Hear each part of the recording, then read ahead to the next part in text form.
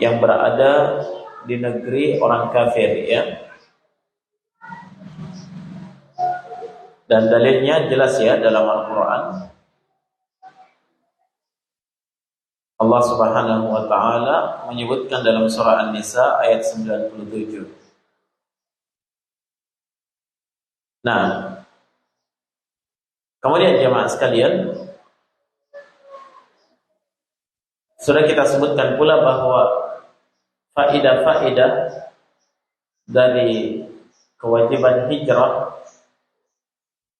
dan hikmah dari disyariatkannya hijrah itu, ini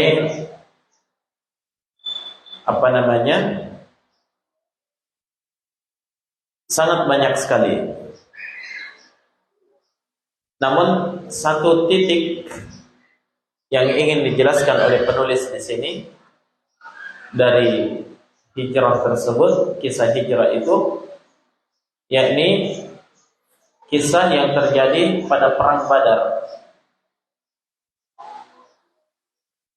Ketika para sahabat Nabi Sallallahu Alaihi Wasallam sudah hijrah ke Madinah, ternyata masih banyak atau masih ada, ya, sebahagian dari kaum muslimin yang tetap tinggal di Mekkah, tidak ikut berhijrah karena lebih memilih harta benda mereka, kerabat mereka, dan suku mereka.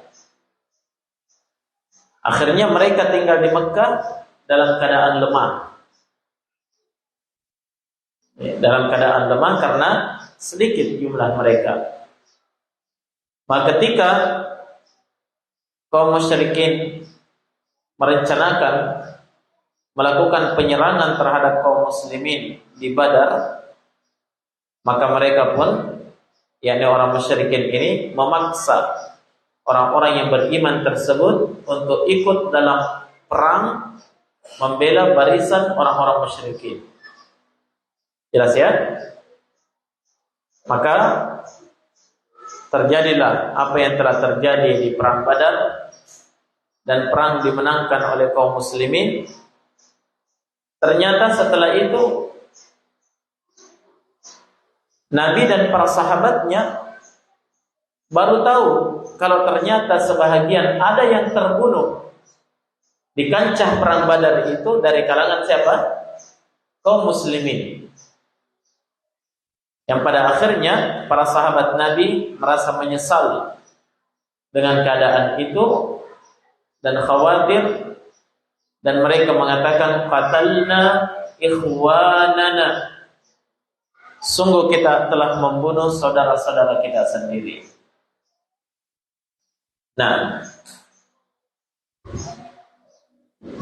tapi ternyata turun ayat di dalam Al-Quran, dalam surah Al-Ma'idah yang kita sebutkan tadi.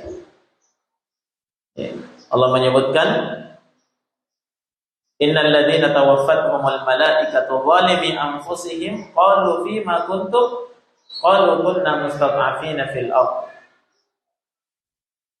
Sungguhnya orang-orang yang diwafatkan oleh malaikat, yakni di perang Badar itu, dalam keadaan zalim terhadap diri mereka sendiri, karena ikut memerangi kaum muslimin, padahal mereka juga dari kalangan kaum muslimin.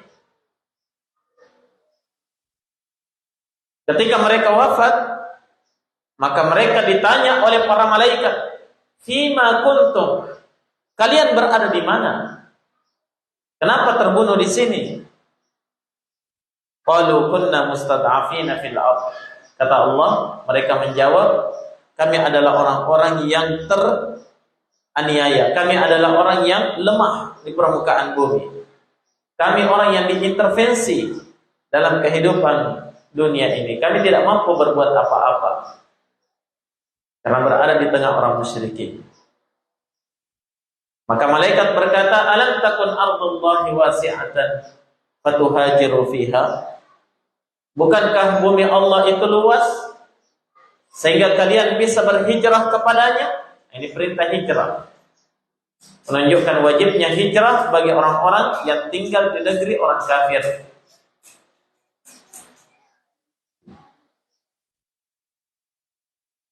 Kemudian kata Allah, faulaika ma'wahum jahannam.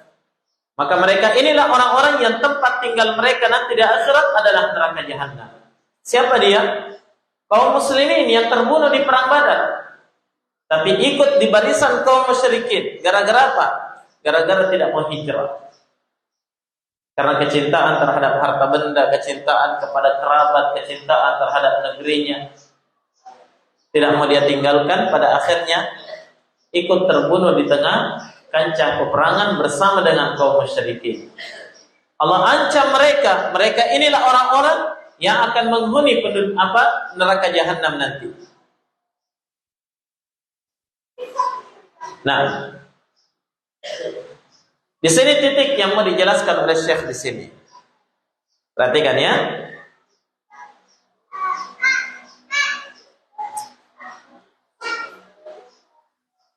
Kata Syekh rahimahullah taala, "Faman ta'ammala qissatahum wa ta'ammala qawla as-sahabati qatalna ikhwanana, 'alima annahu law balaghahum anhum kalaman fid din aw kalaman fi tazyin dinil musyrikin lam yaqulu qatalna ikhwanana." Ya. Kata beliau, maka siapa yang memperhatikan kisah mereka, kisah para sahabat ini, dan memperhatikan ucapan para sahabat ketika para sahabat Nabi mengatakan qatalna ikhwanana, sungguh kita telah membunuh saudara-saudara kita. Ya, perhatikan kalimat ini. Kita telah membunuh saudara-saudara kita. Kata beliau, siapa yang memperhatikan kalimat ini, pasti dia akan tahu bahwa seandainya telah sampai kepada para sahabat bahwasanya kaum muslimin yang terbunuh di perang Badar itu adalah orang-orang yang mencela agama, atau mereka adalah orang-orang yang membenarkan apa? Ajaran orang-orang musyrikin, pasti para sahabat tidak mengatakan qatalna ikhwanana, kita telah membunuh saudara-saudara kita. Tak mungkin diucapkan seperti itu. Kenapa? Karena orang-orang yang mencela agama Islam atau orang-orang yang membela agama orang musyrikin, ya, memuliakan agama mereka, itu Islam, itu adalah pembatal keislaman. Sehingga jemaah sekalian, tidak mungkin para sahabat mengatakan kita telah membunuh saudara-saudara kita. Tapi kenapa sahabat mengatakan kita telah membunuh saudara kita? Ya, karena mereka orang-orang yang tidak pernah mereka dapatkan bahwa orang-orang yang terbunuh ini dari kalangan kaum muslimin ini, ya, mereka adalah orang-orang yang apa? Yang condong kepada ajaran agama orang-orang musyrikin, atau membela orang musyrik, atau memuji orang musyrik, tidak. Tapi mereka orang-orang yang benci terhadap kaum musyrikin. Mereka adalah orang-orang yang bertauhid. Nah, mereka bukan orang-orang munafik, ya. Hanya mereka meninggalkan satu saja perintah Allah, yaitu hijrah. Sampai-sampai Allah pun mengancam mereka itu adalah penduduk neraka jahanam. Baik. Maka di sini ada pelajaran penting jemaah sekalian, bahwa ya, selama seseorang itu tidak mencela Islam, atau mencela Allah, atau mencela Rasulullah, atau membenci syariat Islam, dan selama dia tidak mencintai agama selain agama Islam atau membenarkannya, atau membelanya dengan ucapannya atau dalam hatinya, maka dia tetap sebagai seorang muslim, ya, walaupun zahirnya dia membela orang musyrikin karena terdesak. Ya.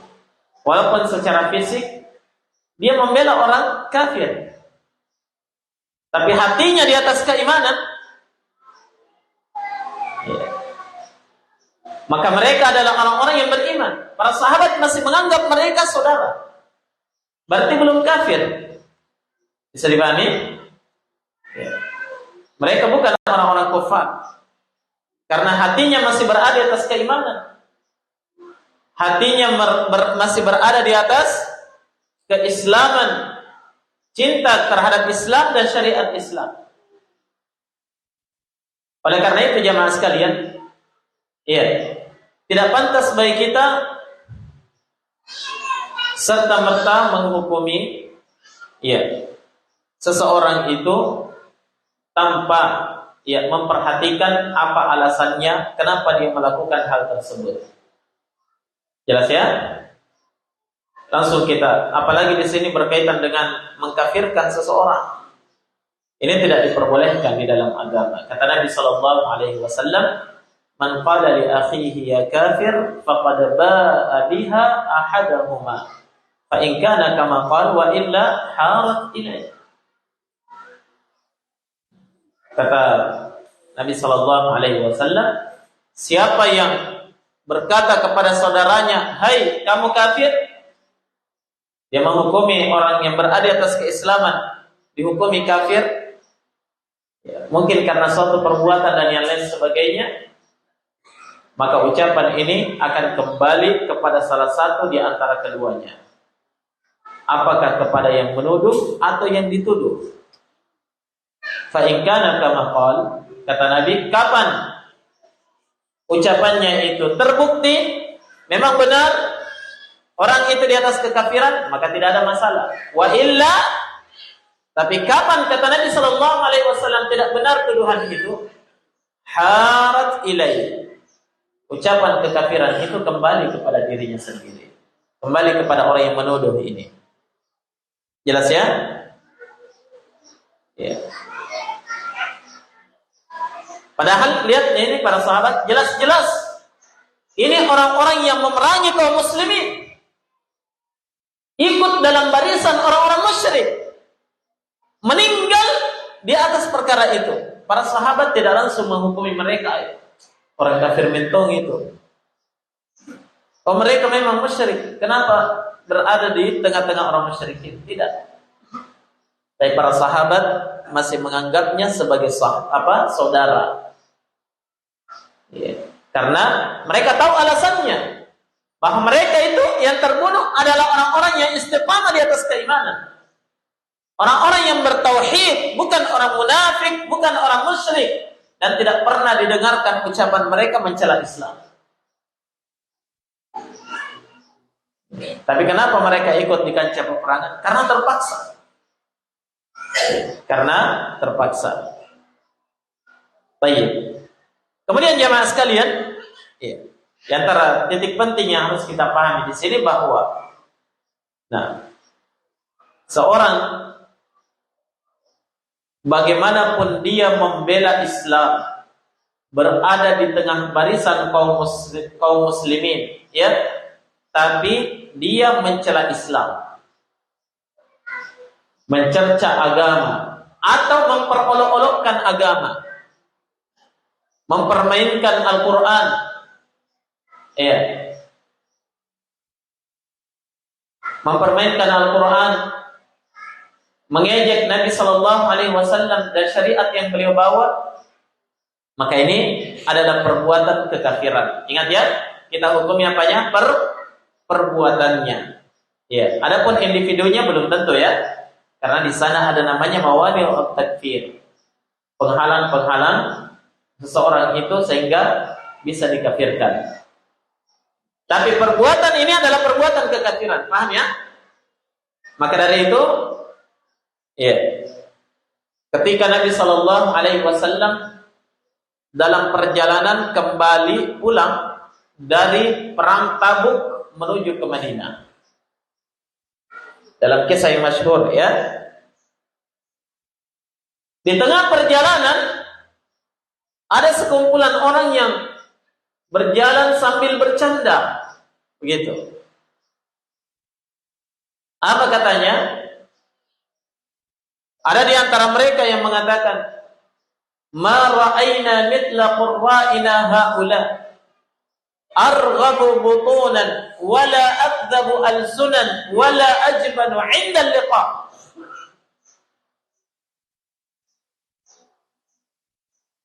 Katanya, kami tidak pernah melihat ada orang yang semisal dengan qurra, ahli qiraah kita itu. Siapa itu?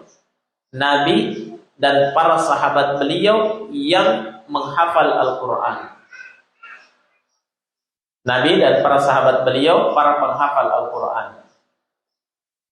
Itu mereka ejek, ya. Kami tidak pernah melihat ada orang yang seperti itu, katanya. Kenapa? Arghabu butunan, sangat rakus perutnya. Wala akdzabu alsunan, dan sangat apa? Pendusta lisannya. Wala ajbanu 'indal liqa, dan orang yang paling penakut ketika bertemu dengan musuh. Dia mencela Islam, dia mencela Nabi, mencela para sahabatnya. Ya. Tiba-tiba ada seorang sahabat di antara mereka mendengarkan kalimat ini sambil mereka tertawa-tawa, ya. Sahabat ini berkata apa? Kadzdzabta fa innaka munafiq. La ukhbiranna Rasulullah sallallahu alaihi wasallam. Katanya, kamu dusta. Kamu itu orang munafik. Ya, ucapanmu ini adalah ucapan kemunafikan. Saya akan sampaikan ucapanmu ini kepada Rasulullah.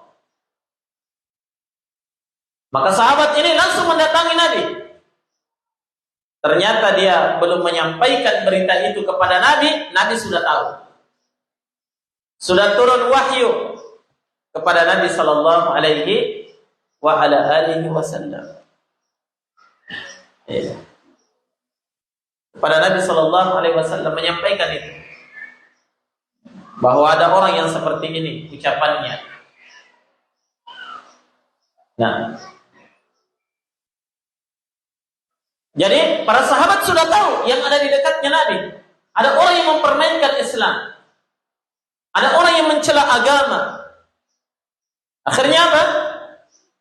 Tidak lama kemudian orang yang berucap ini tadi datang tergopoh-gopoh menjumpai Nabi, menyampaikan uzurnya. Apa katanya? Ya Rasulullah, innama kunna nakhudu wa nal'ab naqta'u bihi 'ala at-tariq. Wahai Rasulullah, kami tadi itu cuma main-main saja, bercanda. Ya. Supaya apa? Supaya tidak terasa lama ini perjalanan. Bukan main ini, dari Tabuk menuju ke Madinah butuh perjalanan beberapa hari. Ya. Bosan di perjalanan, supaya tidak bosan ya kita bercanda-bercanda saja. Coba lihat alasannya. Nabi naik di atas untanya. Beliau berjalan. Orang ini ikut di belakang unta Nabi. Ya, tetap memegang tali unta Nabi, minta maaf kepada Nabi. Apa yang dilakukan oleh Nabi? Nabi tidak menoleh kepadanya. Nabi cuma membaca firman Allah dalam Al-Quran yang baru saja diturunkan kepada beliau. Qul abillahi wa ayatihi wa rasulihi kuntum tastahzi'un la ta'tadiru qad kafartum ba'da imanikum. Katakan wahai Muhammad, abillah, apakah terhadap Allah, wa ayati, dan ayat-ayatnya, dan terhadap Rasulnya kalian permainkan, kalian memperolok-olokkannya, kalian jadikan sebagai bahan candaan dan bahan untuk tertawa. Kata Allah, la ta'tadiru, jangan cari alasan. Kenapa? Qad kafartum ba'da imanikum. Sungguh kalian telah kafir setelah keimanan kalian. Siapa yang mengkafirkan jamaah? Allah. Tapi kita katakan apa? Ini perbuatan yang berbahaya, bisa menjadikan seorang keluar dari Islam. Bisa dipahami? Tapi orang yang memperolok-olokkan, jangan serta-merta langsung dihukum, ya kafir mau kamu. Syahadat ulang kok. Tidak boleh. Kenapa? Karena ya harus terangkat semua penghalang kekafiran, baru bisa dikafirkan seseorang itu. Di antaranya apa? Kejahilan. Mungkin dia tidak tahu hukumnya. Iya. Di antaranya apa? Ada syubhat di kepalanya, dianggap itu tidak mengapa. Paham? Jadi kita tidak bisa menghukumi individunya orang, tapi perbuatannya kita katakan ini perbuatan kekafiran. Ya, bisa menyebabkan seorang itu keluar dari Islam. Mari kita perhatikan jemaah sekalian, ya. Bagaimana bahayanya seseorang mencela agama. Ya. Dan ini adalah perkara yang banyak diabaikan oleh kaum muslimin di zaman kita sekarang. Ya, mungkin karena kejahilan mereka, ya, tidak paham dengan hadis-hadis Nabi sallallahu alaihi wasallam sehingga mereka bergampangan di dalam melakukan hal tersebut. Padahal itu adalah perbuatan kekufuran kepada Allah Subhanahu wa taala. Baik. Kemudian di antara titik penting yang harus kita pahami di sini bahwa membela agama orang musyrikin atau orang-orang kafir, membenarkan ajaran mereka, ya, atau memuji, ya, membesar-besarkan, mengeluh-elukan ajaran-ajaran agama selain daripada agama Islam, ini juga adalah perkara yang dapat menyebabkan seorang itu keluar dari agama. Nah, jelas ya? Sekedar apa? Ya, memuji agama mereka, ajaran mereka, ya, mencintai ajaran agama mereka, mengeluh-elukannya. Nah, apalagi kalau sudah membelanya dengan ucapan, ya, dalam hatinya ada kecintaan terhadap agama orang-orang musyrikin, maka ini juga adalah perkara yang bisa menyebabkan seorang itu terjatuh dalam kebinasaan. Maka dari itu jamaah sekalian, ya, para sahabat Nabi yang ikut dalam perang Badar itu tidak mengkafirkan saudara-saudara mereka karena mereka tahu bahwa para sahabat yang terbunuh di medan perang ini, walaupun dia berada di barisan orang musyrikin, mereka tidak pernah mencela Islam. Mereka tidak pernah memperolok-olokkan Islam. Mereka tidak pernah benci kepada syariat Islam. Dan mereka tidak pernah cinta kepada ajaran orang musyrik. Dan tidak pernah,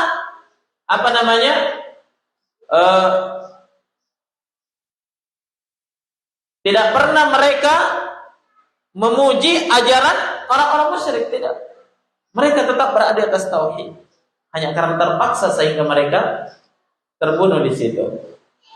Dan di sini dapat dipahami bahwa di antara penghalang dikafirkannya seseorang, walaupun perbuatannya perbuatan kekafiran, tapi ya ada penghalang padanya. Di antara penghalangnya adalah apa? Terpaksa. Paham? Ya. Terpaksa melakukan hal tersebut. Maka ini tidak boleh serta-merta dikafirkan. Paham ya? Ya, lihat para sahabat yang terbunuh, kaum muslimin yang terbunuh di perang Badar. Ya, perbuatannya perbuatan kekafiran. Coba bayangkan, memerangi kaum muslimin, membela barisan kaum musyrikin. Ya kan? Perbuatan kekafiran ini, tapi tidak dikafirkan oleh para sahabat. Kenapa jemaah sekalian? Karena ada mawani'ut takfir, penghalang kekafiran pada mereka. Apa itu? Terpaksa. Kembali kepada kisah Ammar bin Yasir radhiyallahu anhu. Ketika beliau masih berada di Makkah, bersama dengan Nabi dan para sahabatnya dalam keadaan lemah. Sedikit jumlah orang yang menerima Islam ketika itu. Dan mereka diintimidasi, ya, baik dengan ucapan, perbuatan, dan sikap sebagaimana yang kita pahami dalam sirah nabawiyah. Ammar bin Yasir, ayahnya sudah terbunuh. Yasir, syahid pertama dalam Islam. Ya. Ibunya Sumayyah, syahidah pertama dalam Islam. Mereka semuanya budak, termasuk Ammar sendiri adalah budak. Ya. Ketika itu mereka diharuskan untuk mencela Nabi dan ajaran yang beliau bawa. Tinggalkan ajaran Muhammad, kembali kepada ajaran nenek moyangmu.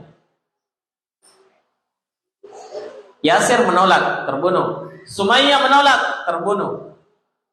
Ya. Ammar disiksa. Dan diharuskan melakukan itu, mengucapkan itu.